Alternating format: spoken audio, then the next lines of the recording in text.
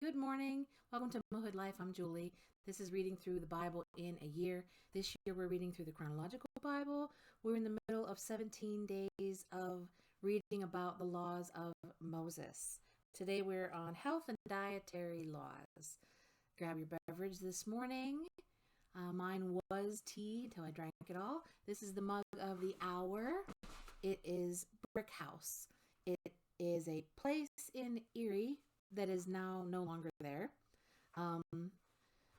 They had wonderful pastries and great coffee and tea, and they showed artwork, local artwork. But as far as I know, they are no longer in business. So this is the mug of the hour, something we can remember the business by. Brick House, Erie, PA. All right, so health and dietary laws is what we're going to read about today. Begins with a small commentary entitled Health Regulations that says, in the laws of Moses, there is a close relationship between cleanliness and godliness. Persons suffering from various bodily discharges and other illnesses, especially involving blemishes of the skin called leprosy, are considered ceremonially unclean as well. The religious and ceremonial laws noted earlier contain rites of purification for such persons. Regulations for diagnosis and treatment are set out separately in this section. The Lord said to Moses and Aaron, when anyone has a swelling or a rash or a bright spot on his skin that may become an infectious skin disease, he must be brought to Aaron the priest or to one of his sons, who is a priest. The priest is to examine the sore on his skin, and if the hair of the sore has turned white and the sore appears to be more than skin deep, it is an infectious skin disease. When the priest examines him, he shall pronounce him ceremonially unclean. If the spot on his skin is white but does not appear to be more than skin deep, and the hair in it has not turned white, the priest is to put the infected person in isolation for 7 days. On the 7th day, the priest is to examine him, and if he sees that the sore is unchanged and has not spread in the skin, he is to keep him in isolation for another 7 days. On the 7th day, the priest is to examine him again, and if the sore has faded and has not spread in the skin, the priest shall pronounce him clean. It is only a rash. The man must wash his clothes, and he will be clean. But if the rash does spread in his skin after he has shown himself to the priest to be pronounced clean, he must appear before the priest again. The priest is to examine him, and if the rash has spread in the skin, he shall pronounce him unclean. It is an infectious disease. When anyone has an infectious skin disease, he must be brought to the priest. The priest is to examine him, and if there is a white swelling in the skin that has turned the hair white, and if there is raw flesh in the swelling, it is a chronic skin disease, and the priest shall pronounce him unclean. He is not to put him in isolation, because he is already unclean. If the disease breaks out all over his skin, so far as the priest can see, it covers all the skin of the infected person from head to foot, the priest is to examine him, and if the disease has covered his whole body, he shall pronounce that person clean. Since it has all turned white, he is clean. But whenever raw flesh appears on him, he will be unclean. When the priest sees the raw flesh, he shall pronounce him unclean. The raw flesh is unclean. He has an infectious disease. Should the raw flesh change and turn white, he must go to the priest. The priest is to examine him, and if the sores have turned white, the priest shall pronounce the infected person clean. Then he will be clean. When someone has a boil on his skin and it heals, and in the place where the boil was, a white swelling or reddish white spot appears, he must present himself to the priest. The priest is to examine it, and if it appears to be more than skin deep, and the hair in it has turned white, the priest shall pronounce him unclean. It is an infectious skin disease that is broken out where the boil was. But if, when the priest examines it, there is no white hair in it, and it is not more than skin deep and has faded, then the priest is to put him in isolation for 7 days. If it is spreading in the skin, the priest shall pronounce him unclean. It is infectious. But if the spot is unchanged and has not spread, it is only a scar from the boil, and the priest shall pronounce him clean. When someone has a burn on his skin, and a reddish white or white spot appears in the raw flesh of the burn, the priest is to examine the spot. And if the hair in it has turned white, and it appears to be more than skin deep, it is an infectious disease that is broken out in the burn. The priest shall pronounce him unclean. It is an infectious skin disease. But if the priest examines it and there is no white hair in the spot, and if it is not more than skin deep and has faded, then the priest is to put him in isolation for 7 days. On the 7th day, the priest is to examine him, and if it is spreading in the skin, the priest shall pronounce him unclean. It is an infectious skin disease. If, however, the spot is unchanged and has not spread in the skin but has faded, it is a swelling from the burn, and the priest shall pronounce him clean. It is only a scar from the burn. If a man or woman has a sore on the head or on the chin, the priest is to examine the sore. And if it appears to be more than skin deep and the hair in it is yellow and thin, the priest shall pronounce that person unclean. It is an itch, an infectious disease of the head or chin. But if, when the priest examines this kind of sore, it does not seem to be more than skin deep and there is no black hair in it, then the priest is to put the infected person in isolation for 7 days. On the 7th day, the priest is to examine the sore, and if the itch has not spread and there is no yellow hair in it, and it does not appear to be more than skin deep, he must be shaved except for the diseased area, and the priest is to keep him in isolation another 7 days. On the 7th day, the priest is to examine the itch, and if it has not spread in the skin and appears to be no more than skin deep, the priest shall pronounce him clean. He must wash his clothes, and he will be clean. But if the itch does spread in the skin after he is pronounced clean, the priest is to examine him, and if the itch has spread in the skin, the priest does not need to look for yellow hair. The person is unclean. If, however, in his judgment it is unchanged, and black hair has grown in it, the itch is healed. He is clean, and the priest shall pronounce him clean.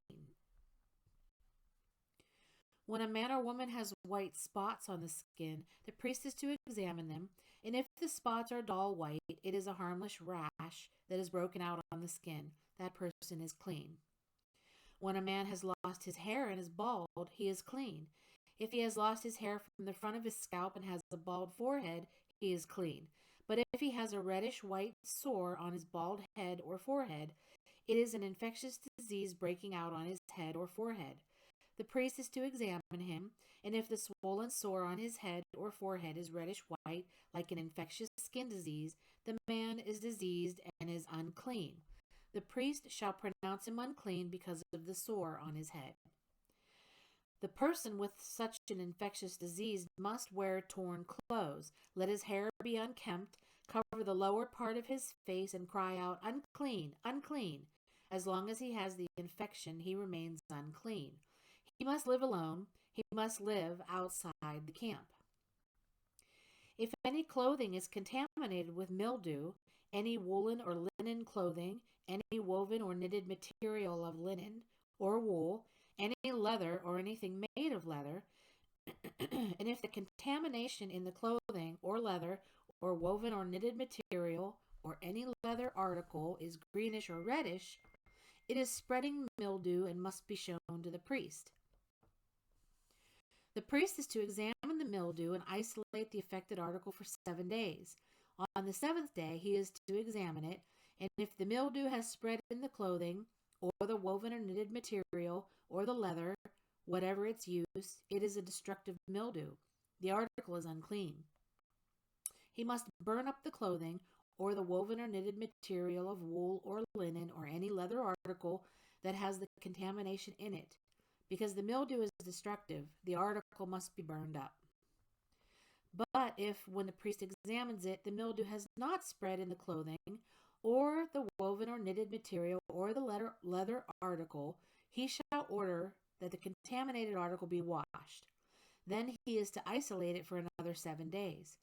After the affected article has been washed, the priest is to examine it, And if the mildew has not changed its appearance, even though it has not spread, it is unclean.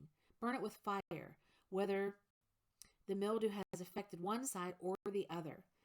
If, when the priest examines it, the mildew has faded after the article has been washed, he is to tear the contaminated part out of the clothing, or the leather, or the woven or knitted material. If it reappears in the clothing, or in the woven or knitted material, or in the leather article, it is spreading, and whatever has the mildew must be burned with fire. The clothing or the woven or knitted material or any leather article that has been washed and is rid of the mildew must be washed again, and it will be clean. These are the regulations concerning contamination by mildew in woolen or linen clothing, woven or knitted material, or any leather article, for pronouncing them clean or unclean. The Lord said to Moses and Aaron, when you enter the land of Canaan, which I am giving you as your possession, and I put a spreading mildew in a house in that land, the owner of the house must go and tell the priest, I have seen something that looks like mildew in my house. The priest is to order the house to be emptied before he goes in to examine the mildew, so that nothing in the house will be pronounced unclean. After this, the priest is to go in and inspect the house. He is to examine the mildew on the walls, and if it has greenish or reddish depressions that appear to be deeper than the surface of the wall, the priest shall go out the doorway of the house and close it up for 7 days. On the 7th day, the priest shall return to inspect the house. If the mildew has spread on the walls, he is to order that the contaminated stones be torn out and thrown into an unclean place outside the town. He must have all the inside walls of the house scraped and the material that is scraped off dumped into an unclean place outside the town. Then they are to take other stones to replace these and take new clay and plaster the house. If the mildew reappears in the house after the stones have been torn out and the house scraped and plastered, the priest is to go in and examine it, and if the mildew has spread in the house, it is a destructive mildew. The house is unclean. It must be torn down, its stones, timbers, and all the plaster, and taken out of the town to an unclean place. Anyone who goes into the house while it is closed up will be unclean till evening. Anyone who sleeps or eats in the house must wash his clothes. But if the priest comes to examine it, and the mildew has not spread after the house has been plastered, he shall pronounce the house clean, because the mildew is gone. To purify the house, he is to take 2 birds and some cedar wood, scarlet yarn, and hyssop. He shall kill one of the birds over fresh water in a clay pot. Then he is to take the cedar wood, the hyssop, the scarlet yarn, and the live bird, dip them into the blood of the dead bird and the fresh water, and sprinkle the house 7 times. He shall purify the house with the bird's blood, the fresh water, the live bird, and cedar wood, the hyssop, and the scarlet yarn. Then he is to release the live bird in the open fields outside the town. In this way, he will make atonement for the house, and it will be clean. These are the regulations for any infectious skin disease, for an itch, for mildew in the clothing or in a house, and for a swelling, a rash, or a bright spot, to determine something is clean or unclean. These are the regulations for infectious skin diseases and mildew. Warning: in cases of leprous diseases, be very careful to do exactly what the priests, who are Levites, instruct you. You must follow carefully what I have commanded them. Remember what the Lord your God did to Miriam along the way after you came out of Egypt. Discharges. The Lord said to Moses and Aaron, speak to the Israelites and say to them, when any man has a bodily discharge, the discharge is unclean. Whether it continues flowing from his body or is blocked, it will make him unclean. This is how his discharge will bring about uncleanness.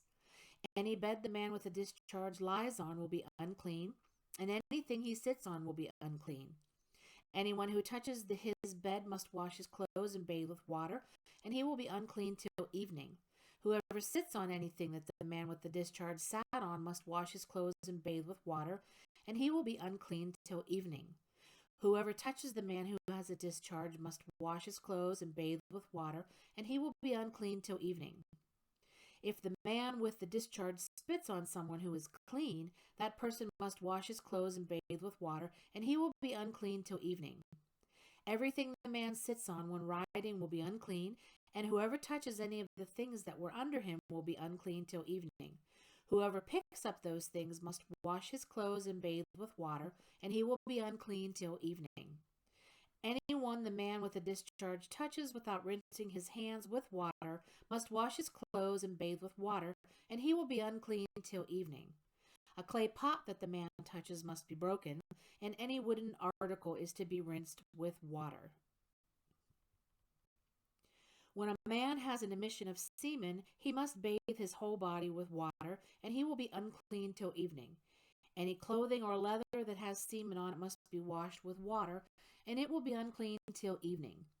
When a man lies with a woman and there is an emission of semen, both must bathe with water, and they will be unclean till evening. When a woman has a regular flow of blood, the impurity of her monthly period will last 7 days, and anyone who touches her will be unclean till evening. Anything she lies on during her period will be unclean, and anything she sits on will be unclean. Whoever touches her bed must wash his clothes and bathe with water, and he will be unclean till evening.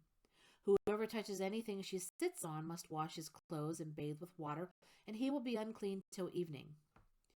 Whether it is the bed or anything she was sitting on, when anyone touches it, he will be unclean till evening. If a man lies with her and her monthly flow touches him, he will be unclean for 7 days. Any bed he lies on will be unclean. When a woman has a discharge of blood for many days at a time other than her monthly period, or has a discharge that continues beyond her period, she will be unclean as long as she has the discharge, just as in the days of her period. Any bed she lies on while her discharge continues will be unclean, as is her bed during her monthly period, and anything she sits on will be unclean, as during her period. Whoever touches them will be unclean. He must wash his clothes and bathe with water, and he will be unclean till evening. These are the regulations for a man with a discharge, for anyone made unclean by an emission of semen, for a woman in her monthly period, for a man or a woman with a discharge, and for a man who lies with a woman who is ceremonially unclean. The Lord said to Moses, "Command the Israelites to send away from camp anyone who has an infectious skin disease or a discharge of any kind, or who is ceremonially unclean because of a dead body. Send away male and female alike. Send them outside the camp so they will not defile their camp, where I dwell among them." The Israelites did this. They sent them outside the camp. They did just as the Lord had instructed Moses. You must keep the Israelites separate from things that make them unclean, so they will not die in their uncleanness for defiling my dwelling place, which is among them. That finishes the reading for the Word of God for today. Thank you for joining me here on Mahood Life, and I hope that you'll join me again tomorrow. We'll be doing dietary regulations tomorrow, so have a blessed day today.